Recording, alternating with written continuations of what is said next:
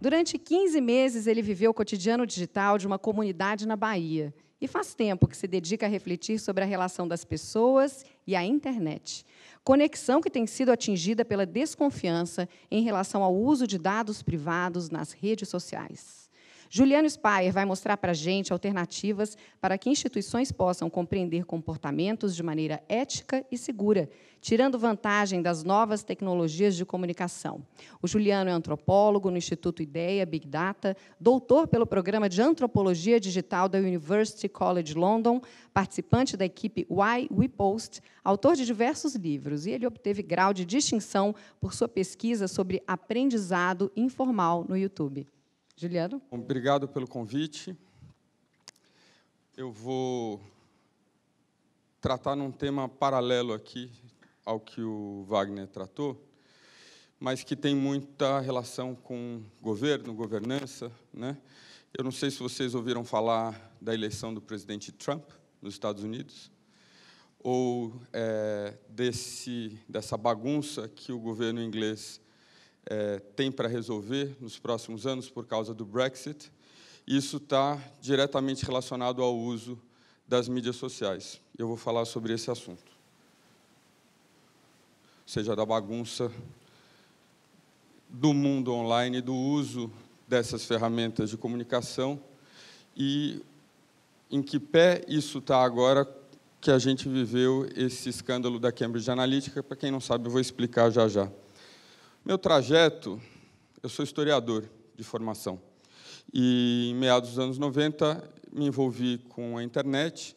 Esse livro do lado direito de vocês é o meu primeiro livro, e ele traz um apanhado do que eram, naquele momento, o meu entendimento sobre por que as pessoas preferem usar as mídias sociais em algumas situações. Eu me lembro como, ainda amador, usuário, usando uma ferramenta que talvez muitos aqui não conheçam, os bate-papos do UOL, e me perguntando por que essas pessoas do Brasil e do mundo inteiro se reúnem nessas salas como anônimos e estranhos entre elas e conversam, né?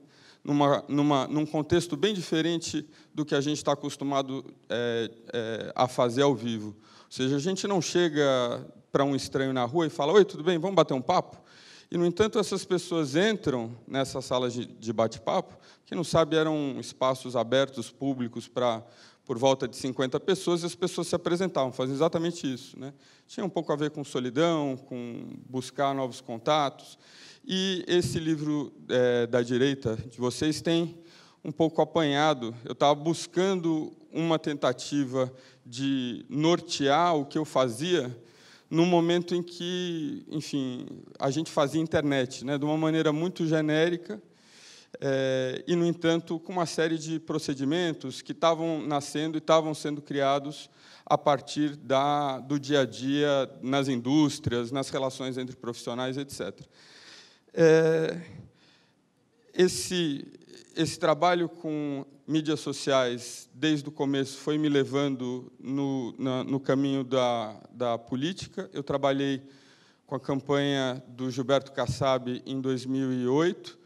Eu acompanhei a senadora Marina Silva pelo Brasil em 2010, na campanha dela. Então, aí meu interesse e envolvimento com o tema da política. Em 2010, eu fui fazer esse mestrado em antropologia, numa subdisciplina chamada antropologia digital, e esse mestrado terminou com um projeto chamado Why We Post, que deu à luz, no final das contas, a esse último livro. Então, eu queria só que vocês soubessem de onde eu estou falando para falar as coisas que eu vou falar na sequência. Rapidamente sobre o Why We Post. A gente, quando fala de redes sociais, que é o assunto aqui, em geral, a gente fala com alguns enquadramentos, né? Um deles é o do futuro, da modernidade. Então, como que é o nome desse evento? Innova Day, né? Então, quando a gente pensa em internet, a gente pensa muito rapidamente em futuro, novas tecnologias, inovação, por um lado. É um enquadramento típico que aparece o tempo todo em jornal, e se você olha as notícias sobre mídias sociais e sobre tecnologia, geralmente elas têm essa luz, né, de falar sobre o novo, sobre o futuro, a nova economia, etc. E tem um outro lado, de quem fala sobre mídias sociais, dentro desse ambiente público, que é falar sobre a internet do mal, né? Que é a internet que acaba com a privacidade, que é a internet que usa e te observa, a internet dos hackers. Então, tem a internet do bem e a internet do mal. E esse grupo parte de uma perspectiva antropológica para falar, espera aí, você está falando de quem, né? Quando a gente fala sobre essas internets e esses enquadramentos, né? Será que existe, quando você fala em privacidade, em quebra de privacidade, a privacidade do brasileiro é igual à privacidade do americano, que é de onde essas notícias estão vindo? Será que todos os brasileiros têm os mesmos entendimentos sobre privacidade, né? Então, com essa porta de entrada bem antropológica, a gente levanta uma questão que é como que as pessoas no mundo entendem e usam as mídias sociais, produzindo ou tendo o objetivo de produzir uma crítica de uma maneira de entender as mídias sociais que parte dos Estados Unidos. Então, acontece alguma coisa no Vale do Silício, isso repercute no New York Times, alguém faz uma pesquisa, né, que acaba com a privacidade, repercute no New York Times, repercute no Estado de São Paulo, na Folha de São Paulo, na mídia local, e parece que no mundo inteiro a privacidade é do mesmo jeito. Então, nós éramos 9, cada um em países diferentes, que estão assinalados aí, e eu escolhi trabalhar num povoado no litoral norte da Bahia, um povoado trabalhador, onde moram brasileiros das classes CDE, que, assim, dentro de uma trajetória muito comum no Brasil, desde os anos 50, migram do interior para abraçar empregos urbanos, né? Então, esses são motoristas, são vigias, são cozinheiros, são jardineiros, que trabalham na rede hoteleira no litoral norte da Bahia e que moram em vilas trabalhadoras, que eram antigamente vilas pesqueiras, e que têm uma cara que a gente conhece bem, que é a cara da periferia urbana do Brasil em todo lugar. Então, aqui é aquele cantinho, aquela raspinha entre o espaço urbano, né, bem final da área metropolitana de Salvador, e o espaço rural. E eu fui a esse lugar, primeiro pela relevância em termos de população, né, que esse grupo tem para o Brasil. Tem um estudo de 2016 do Google, com data popular, que fala que o maior grupo de usuários da internet do Brasil é o usuário da classe C, curiosamente, né? Agora, isso se torna mais interessante ainda se a gente considerar que esse é o único usuário, e se a gente juntar a classe CD, isso se torna mais interessante ainda, para quem as nossas pesquisas e os nossos produtos não são feitos, né? O chão de fábrica da antropologia urbana sobre grupos populares no Brasil diz que a gente, quando fala de grupos populares, né, nós, educados, escolarizados, etc., a gente pensa que essas pessoas são exatamente como a gente, só que com menos dinheiro. Quando são pessoas que têm noções de família, valores, religiosidade, etc., muito diferentes dos nossos. Então, essa era uma ambição de contribuir com pesquisa original sobre um grupo que geralmente é menosprezado dentro de uma área, que é essa área digital, em que o assunto é sempre inovação, futuro, as coisas novas, né? E eu queria saber como que o brasileiro pobre se interessa para usar as mídias sociais, considerando, inclusive, que esse brasileiro pobre tem menos escolaridade e menos dinheiro. Então, ele tem mais dificuldade para comprar e usar equipamento para estar nas mídias sociais. Essa foi a ambição do trabalho. Bom, é daí que eu estou falando para chegar ao tema dessa apresentação. Eu vou usar vocês como ferramenta de pesquisa aqui. Quantas pessoas estão no Facebook? Levanta a mão, por favor. Todo mundo. Quantas pessoas estão no WhatsApp? Todo mundo. Quantas pessoas usam o Messenger do Facebook? Quase todo mundo. Quantas pessoas usam o Instagram? Bastante. Quantas pessoas usam o Twitter? Joia. Eu acho que, para a pessoa que está assistindo a gente de casa, a gente teve aqui um reflexo bem parecido desses dados internacionais. Então, você tem quase todo mundo no Facebook, a grande maioria no WhatsApp, um pouco menos de pessoas no Messenger, bastante gente ainda no Instagram e menos pessoas no Twitter. Uma outra pergunta: com que frequência vocês usam a internet para acessar essas ferramentas? Quem usa diariamente? Joia. Quem usa semanalmente? Uma vez por semana, pelo menos? Bom, só para quem não viu levantar de mãos, todo mundo usa diariamente. Agora, uma pergunta para vocês. Quem paga a conta? Vocês estão usando um serviço diário que oferece uma série de vantagens que vocês levam no bolso, que está dentro do seu telefone, assim, com uma característica muito particular de intermediar a conversa que vocês têm com o mundo, e isso é de graça. E eu estou perguntando quem paga a conta. E porque, não sei se vocês viram, foi anunciado no incrível Canal Meio ontem, que quando as pessoas usam as mídias sociais, se você for olhar as 5 empresas mais ricas do mundo, a última que era desse grupo de 5 era a Coca-Cola, e ela foi tomada, a posição das empresas mais caras do mundo, pela Amazon. Então, as 5 empresas mais importantes do mundo são empresas de tecnologia que fazem isso. Então, eu me pergunto, se eles estão dando isso de graça, e se eles estão recebendo muito dinheiro, quem paga a conta? Bom, eu acho que vocês fazem ideia, é a gente, né? O modelo de negócio dessas empresas é um modelo complicado, né? Um modelo difícil, e que eu escolhi resumir dessa forma. Quer dizer, a gente usa esse material todo, e quando a gente assina aqueles termos de uso que tem 20 páginas, você clica ali e fala, beleza, tudo que eu ponho ali, você pode ter acesso, né? É óbvio que com alguns critérios, mas são critérios que a gente desconhece, né? E, na maior parte das vezes, ignora. E qual que é a troca deles? Eles sabem onde você está, se você usa o telefone pelo celular, eles sabem onde você está, eles sabem quais palavras vocês usam para se comunicar, quem são seus amigos, quais assuntos vocês conversam, etc., etc. Eles conhecem você de uma maneira tal que viabiliza que eles façam uma comunicação de produtos que chegue exatamente a pessoas com perfis muito específicos, né? Ou seja, existe uma sofisticação dentro dessa forma de fazer propaganda que a propaganda tradicional não oferece. Percebe? E isso, apesar de ser absolutamente incrível, cheio de potenciais, interessante, cria problemas. Então, aí a gente chega na história da Cambridge Analytica, né? Para quem não lembra, eu vou dizer, um pesquisador da Universidade de Cambridge criou um app no Facebook para fazer X, né? Um jogo, ou vou dizer a sua personalidade se você responder essas perguntas, e quando você participava, você dava direito, sem saber, ou sem ficar claramente informado para você, que você dava acesso a tudo que tinha dentro do seu perfil e tudo que tinha no perfil de todas as pessoas que eram amigas suas. Simplesmente.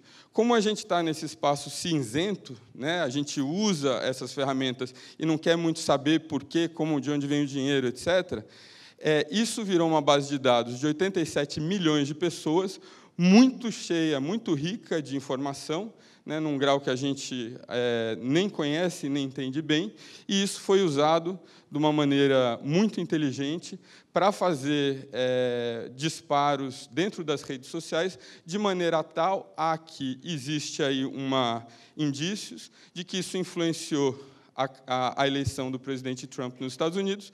Isso também levou, ou ajudou, ou foi o diferencial para que os ingleses, os britânicos, votassem pela saída da Inglaterra, do Reino Unido, da União Europeia. Então, vocês vejam aí, grandes consequências dentro de um espaço que a gente conhece pouco, né? E uma consequência desse uso que a gente percebeu aqui, ou seja, todo mundo contribuindo fartamente com informações sobre si mesmas, que a gente não se sentiria à vontade de fazer em outras situações, ou seja, por favor, elemento do Facebook, entra aqui na minha casa, fica olhando o que eu estou assistindo televisão, fica olhando o que tem na minha geladeira, né, as coisas que a gente não se sentiria confortável se tivesse alguém, a gente passa a fazer porque a gente tem essas ferramentas. Hoje, e olha que coincidência interessante, hoje a União Europeia sabatinou o Mark Zuckerberg essa semana, numa preparação para esse evento. Ou seja, isso que eu estou falando aqui não é um pequeno problema. Isso tem impacto, desdobramento, na maneira como os governos acontecem. Então, a União Europeia está tomando a frente para dizer, você pode continuar fazendo o que você está fazendo, contanto que você deve explicar de que maneira você está fazendo e qual a finalidade disso. Não só isso, né? Ou seja, os provedores desse serviço podem falar, beleza, a gente já faz, lê aqui as 50 páginas dos termos de uso. Não, na última linha, a transparência passa a ser obrigatória. Eu preciso que o usuário desse serviço entenda o que ele está cedendo e eu preciso que, em qualquer situação em que essa informação seja usada, eu devo ter disponível maneiras para justificar que ela foi usada dessa forma. Ou seja, uma página está se virando por causa do escândalo da Cambridge Analytica. Isso nos leva a hoje, né? O que a gente faz agora? De um lado, a gente tem maneiras de conhecer as pessoas a partir do uso de dados privados. Repito, é algo incrível, com potenciais econômicos, sociais. Redes sociais são uma ferramenta fantástica. Agora, pantanoso, né?